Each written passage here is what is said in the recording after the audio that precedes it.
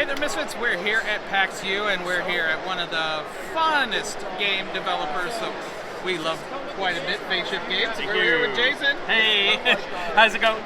And we're learning about Boblin Rebellion. Boblin the Goblin. Boblin the Goblin. Tell us a little bit about this game. Sure. So Boblin is like the he's our would-be hero, or the unlikely hero from the Dungeon Drop universe.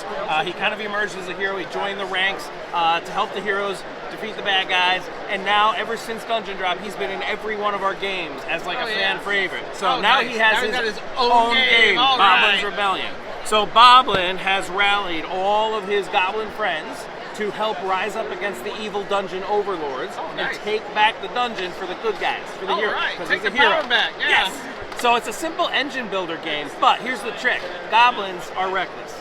Even if they're good, they're reckless. So as you play the game, as you build this engine, the goblins are going to accidentally start ripping pieces of it off and destroying them. And you're going to have to constantly adapt and refill and rethink your strategy. That's how you want to rebuild your engine throughout the game. And that's the unique hook. That's what makes it really awesome. The goblins are all these adorable little cubes that have little goblin faces on them, that's cute. which are actually almost straight from Dungeon Drop. So the same type of cubes. In fact, we give 10 extra cubes to use this in Dungeon Drop if you have the retail copy that don't have the faces.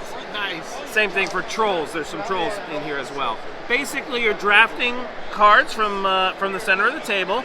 The Mine Shaft cards are going to give you basic actions that let you recruit heroes. So you're going to be able to recruit like stalkers, slingers, sparklers, and stabbers, little specialized goblins. Awesome. And then those become currency, because eventually you're going to go all the way down into the Inferno layer of the dungeon, and this is where you need to trade in some of those specialized goblins for victory points or fame. Yeah. And that's how you win the game.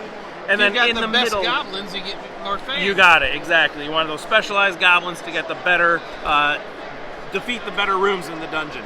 And then the ice caves are in the middle, and these are like going to give you passive effects. So in this case, every time I make a leader goblin, I also get a stabber. Oh, nice. So little special things, or passive things.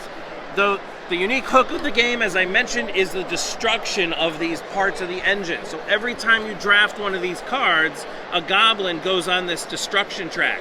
When you use this card, he advances. Every time this passive triggers, it advances. If one of these ever hits the X, you get a bonus, but then this part of your engine is destroyed and goes away. Oh, wow. That's good.